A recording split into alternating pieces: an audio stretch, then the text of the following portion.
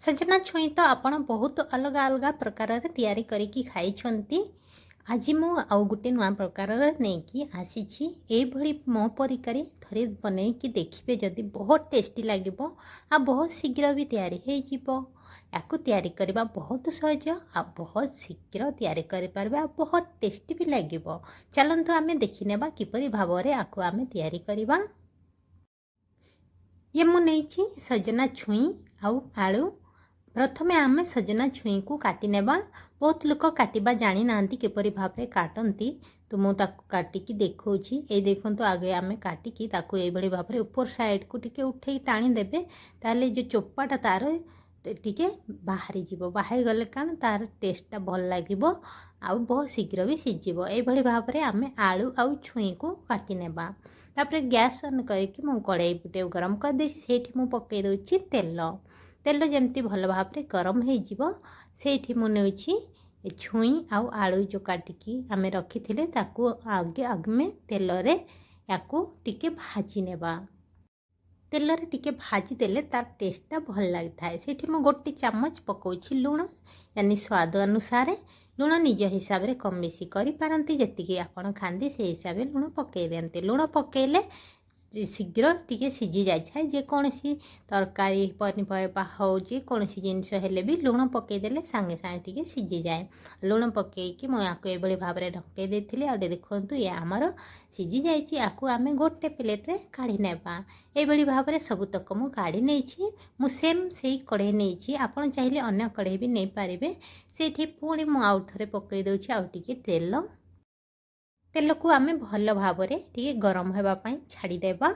तेल जमी आमर से गरम हो पकईदेवा तेजपत्र लवंग गुजराती गोलमरीच डालचीनी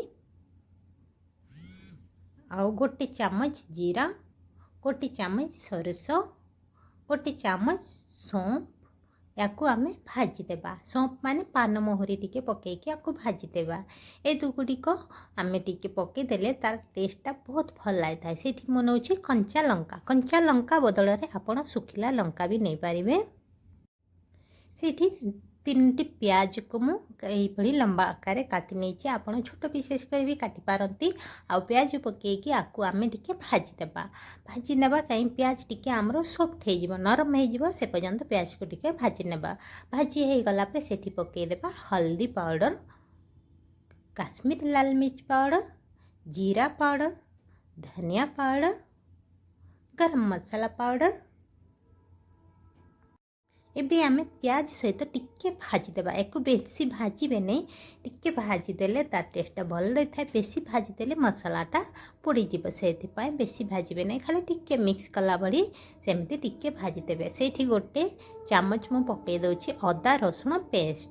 अदा रसुण पेस्ट को मु टिके हलदी पाउडर आउ सोरिष जीरा टिके पकईकी मुझे पेस्ट करके साथी रखिदे। सेमती रखिले बेसी दिन भी आपड़ रखिपारे अदा रसुण पेस्ट को।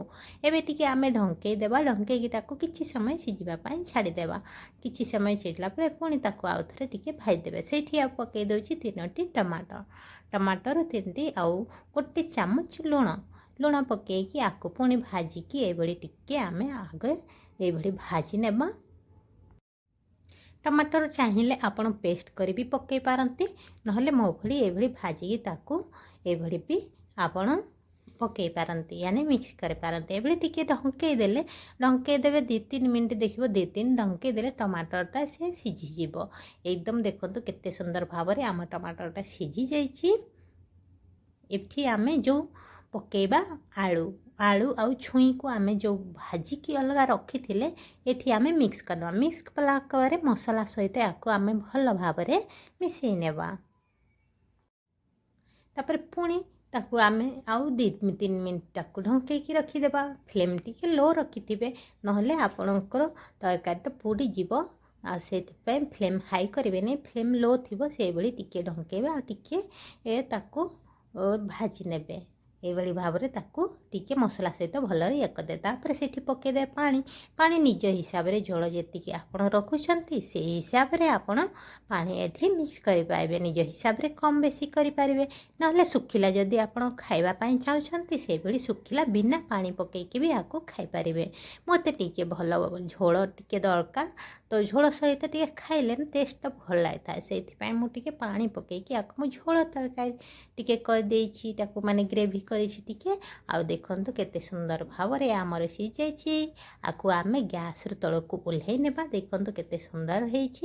ଯେଉଁ କାଶ୍ମୀରୀ ଲାଲ ମିର୍ଚଟା ଆମେ ପକାଇଥିଲେ ସେଥିପାଇଁ ସେଥିରେ କଲର୍ ବି ବହୁତ ସୁନ୍ଦର ଆସିଛି। ଦେଖନ୍ତୁ କେତେ ସୁନ୍ଦର ଭାବରେ ହେଇଛି।